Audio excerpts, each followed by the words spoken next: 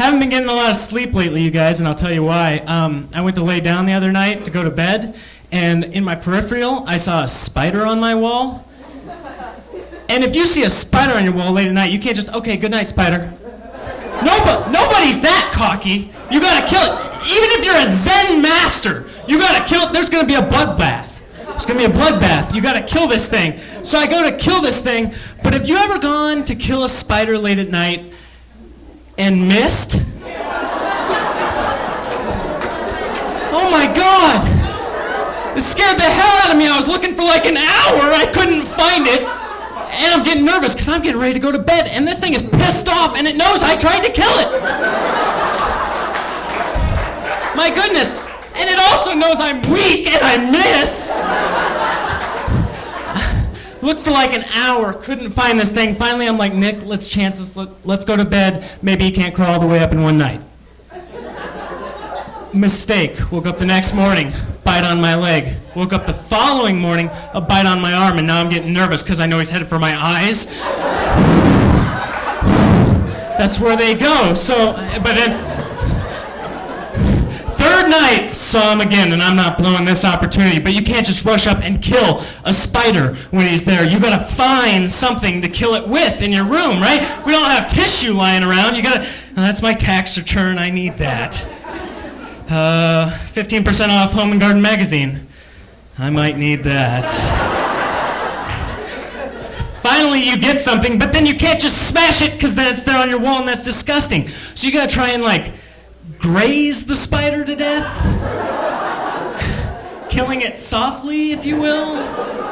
It didn't work. I knocked it off. I'm left doing this thing, and I pushed it into the carpet where you kind of get him, and he does that arm flail thing that they do when you kind of kill him.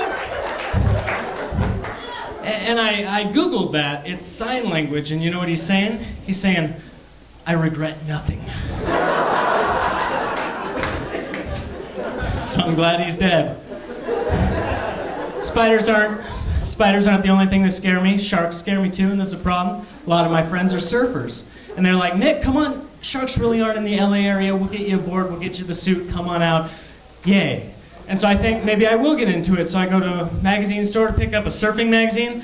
But on the cover of every single surfing magazine is that surfing girl that got her arm bit off by the shark. How many people are picking this magazine? I'm going, yeah, I think I will. Surfing. Let's do it.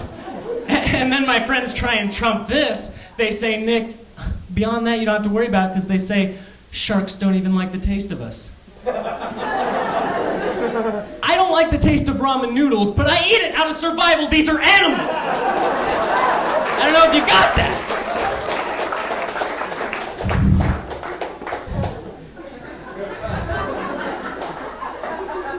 Do you guys think that God ever gets just a little bit of a smile on his face when a woman screams his name out in bed?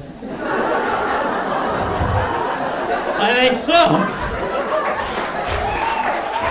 I think he's up there looking around at the other angels like, I don't know if you heard that, Gabriel. That was my name.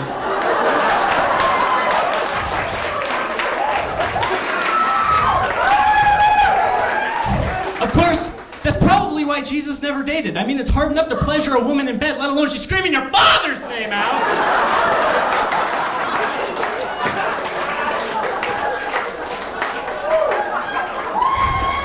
Of course, it's just the opposite for God when a man screams his name out in bed. Looking around all embarrassed, like, no, you didn't. Quick orgasm. That's where that came from.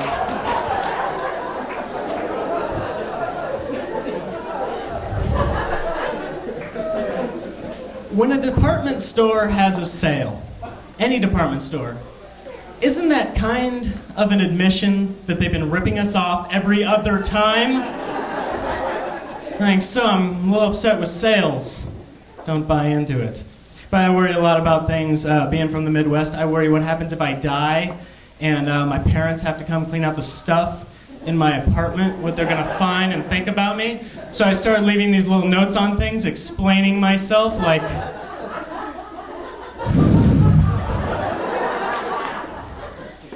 that's not mine.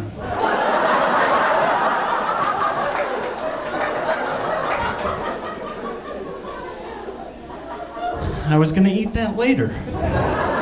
Dang it.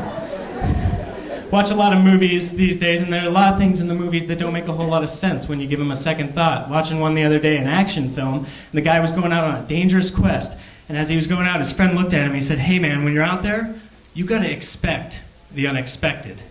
You guys heard this? You gotta expect the unexpected. Well, this seems ridiculous to me, because if you go everywhere just expecting,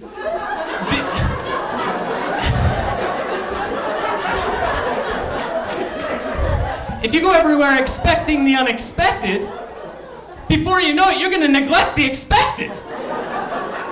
Then when the expected happens, you're going to look like an idiot because you didn't expect it. People are going to be looking at you like, what'd that guy expect?